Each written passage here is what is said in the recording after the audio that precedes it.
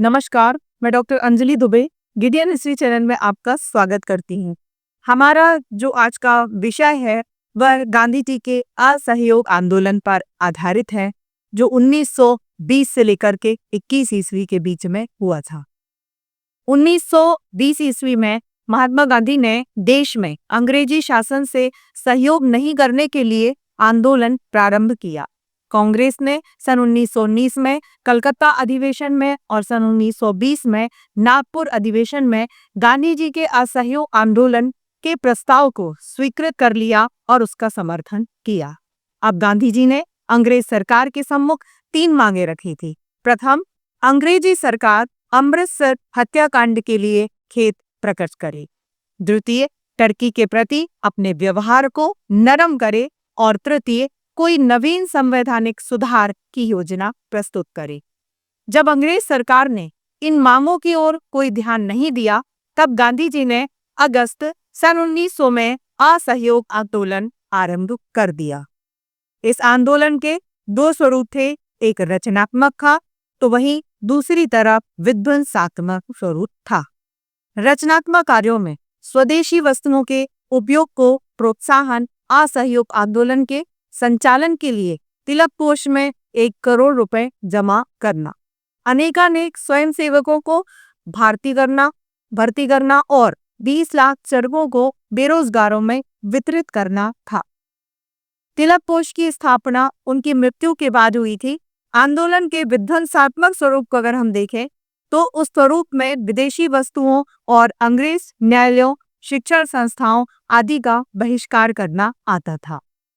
इस असहयोग आंदोलन के अधीन जो कार्यक्रम थे वह इस प्रकार थे, जिसमें सबसे पहले अंग्रेज सरकार की उपाधियों और अवैतनिक पदों का त्याग करना।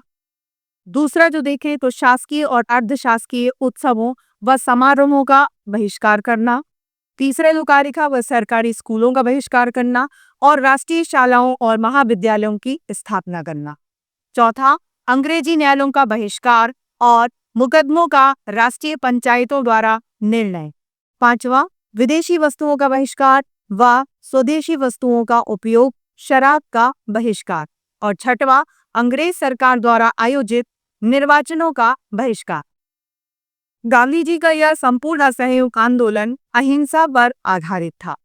सन 1920-21 में वह आंदोलन प्रारंभ हुआ और सारे देश में फैल गया। इस समय सैकड़ों व्यक्तियों ने अंग्रेजों द्वारा जो दी गई उपाधियां थी उनको भी लौटा दिया तथा सहस्त्रों वकीलों ने अंग्रेजी न्यायालयों में वकालत करना भी छोड़ दिया था। असंख्य विद्यार्थियों ने अंग्रेजी स्कूल और कॉलेजों को भी छोड़ दिया और इसके लिए राष्ट्रीय शालाएं और विद्यापीठ भी स्थापित किए गए थे।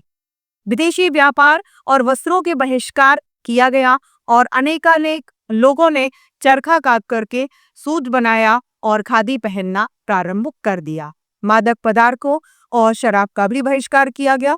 नवंबर 1921 में इंग्लैंड के प्रिंस ऑफ वेल्स, जो ज्येष्ठ राजकुमार थे, भारत भ्रमण करने के लिए आए, परंतु भारतीयों ने उनका बहिष्कार किया और हड़तालों से विभिन्न नगरों में उनका स्वागत हुआ। अंग्रेज सरकार ने इस असहयोग आंदोलन का पूर्ण शक्ति से दमन किया। कांग्रेस गैरकानूनी संस्था घोषित कर दी गई और अनेकानेक व्यक्तियों को बंदी भी बना लिया गया था। फरवरी 1922 में गांधी जी ने तत्कालीन गवर्नर जनरल लॉर्ड रीडिंग को एक पत्र लिखकर सरकार की कठोर दमनकारी नीति की आलोचना की और यह चेतावनी दी कि यदि सरकार अपनी नीति में परिवर्तन नहीं करती और उनकी मांगों को 7 दिन में स्वीकार नहीं करती तो वे बारदोली से सविनय अवज्ञा आंदोलन प्रारंभ करेंगी।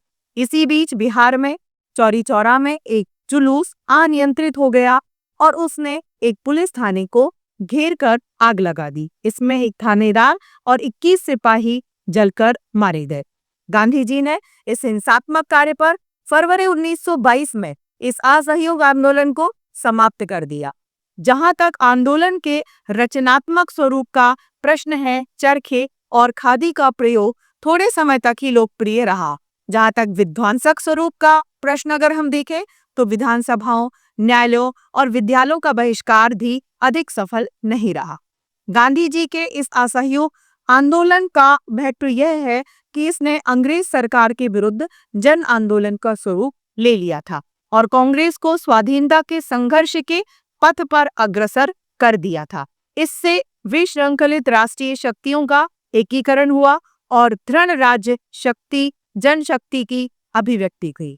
लोगों में राष्ट्र प्रेम, देश के लिए समर्पण, त्याग और बलिदान की भावना पहली बार व्यापक हुई थी। कांग्रेस का स्वरूप बदल गया था। वह गांधी जी के नेतृत्व में जन आंदोलन संचालित करने वाली, स्वाधीनता के लिए कड़ा संघर्ष करने वाली संस्था बन गई थी।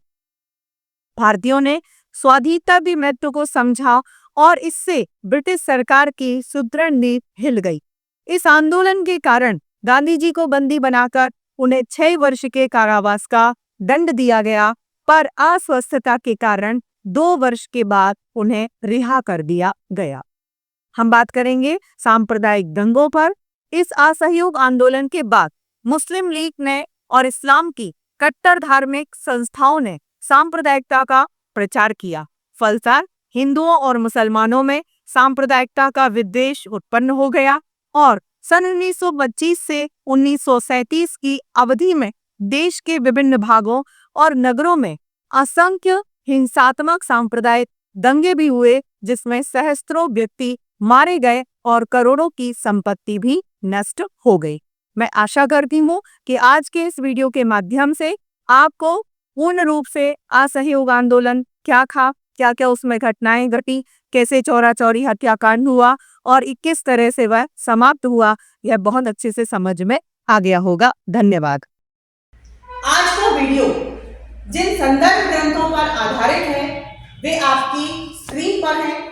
आप उन्हें देख सकते हैं और इनका अध्ययन कर सकते हैं।